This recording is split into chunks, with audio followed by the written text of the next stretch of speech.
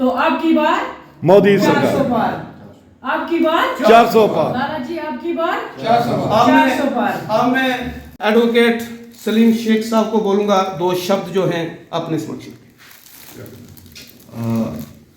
मैं आपको बता देना चाहता हूँ काबिल-ए-इज़्ज़त एहतराम बज़्म महफ़िल रौनके चमन जनाब राजेश रैना जी, मेरे भाई former council municipal council Poonch, मेरे साथ Parvaz Chauhan ji vice president ST मोर्चा, मंजूर लोन साहब कन्वीनर पहाड़ी सेल, लोकेश जी, बाकी दीगर जो मेरे साथ मेंटर से आए हुए हैं लोग कुछ और पुंछ के हैं।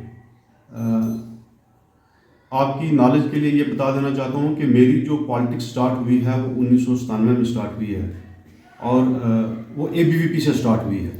मेरा बेस जो है वो अखिल भारतीय विद्यार्थी परिषद है, जिसमें पुंछ में उस वक्त दर्शन भारती जी और मनीष भारती जी हुआ करते थे, अमित वाली जी हुआ करते थे, बाकी दीगर और अच्छे जो है स्टूडेंट लीडर होते थे।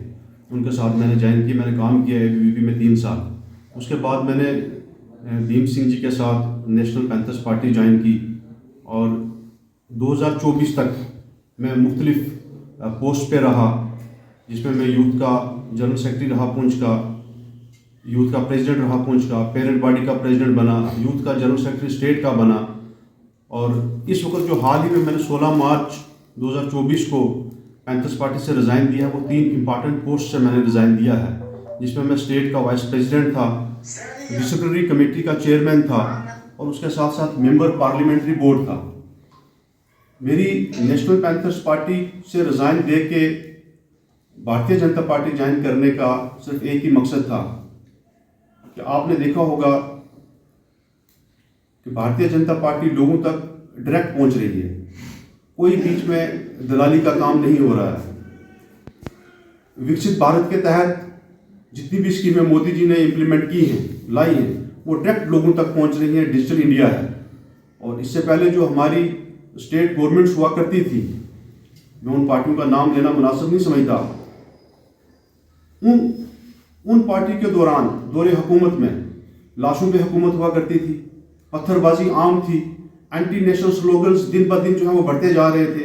लेकिन मोदी जी के आने में, मोदी जी के कार्यकाल में ये सब कुछ खत्म हो गया। आज कश्मीर के अंदर कोई भी पत्थर नहीं मार रहा है। आज कश्मीर के अंदर जो है अमन है, भाईचारा है, मोहब्बत से लोग रह रहे हैं। पहले हमें कश्मीर में जब जाना होता था हमें डर लगता था, क्योंकि हम खुद भी जम्मू कश्मीर से हैं, लेकिन कश्मीर वैली में जब हम जाते थे एक डर का माहौल था। आज के वक्त हम खुलेआम रात के वक्त भी हम डल लेक की सैर कर सकते हैं। ये सब मुमकिन हुआ है, ये मोदी जी के दौरे हुकूमत में हुआ है। जितनी भी स्कीमें उन्होंने लाई हैं वो लोगों तक डायरेक्ट पहुंच रही हैं। और इससे पहले हमने कोई भी स्कीम्स ऐसी नहीं देखी थी। मुफ्त इलाज 5 लाख तक, चाहे वो गरीब है अमीर है। ये नहीं पूछा जाता कि ये नेशनल कॉन्फ्रेंस का है, ये कांग्रेस का है, ये हिंदू है, ये मुस्लिम है, सिख है, ईसाई है, बुद्ध है, जैन है, पारसी है, ये बिल्कुल नहीं पूछा जाता है। जो भी स्कीमें हैं वो आम लोगों के लिए हैं और गरीब भी है उसके लिए भी है, अमीर है उसके लिए भी है।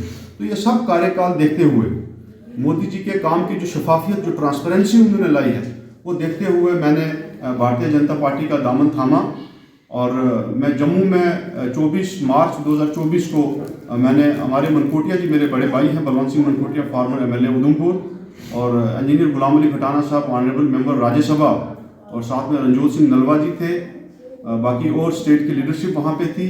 रविंद्र राणा जी की डायरेक्शंस पे मैंने वहाँ पे जो है भारतीय जनता पार्टी का दामन थामा।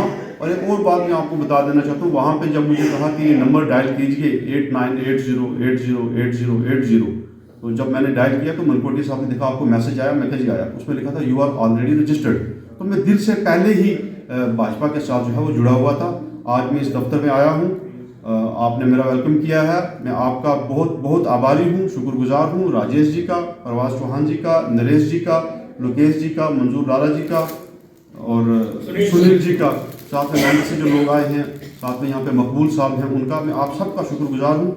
और इस उम्मीद के साथ मैं पैंथर्स पार्टी छोड़ के भाजपा में आया हूँ कि मैं पहले वहाँ पर भी ग्राउंड लेवल का वर्कर था, यहाँ भी ग्राउंड लेवल से ही काम करूँगा। और इंशाल्लाह आने वाले वक्त में आप देखेंगे कि जो मेरे द्वारा जो ज्वाइनिंग्स होंगी वो आप देखेंगे इंशाल्लाह आने वाले वक्त में। और मैं उम्मीद करता हूँ कि भारतीय जनता पार्टी इस बार पार्लियामेंट में 400 पार हो।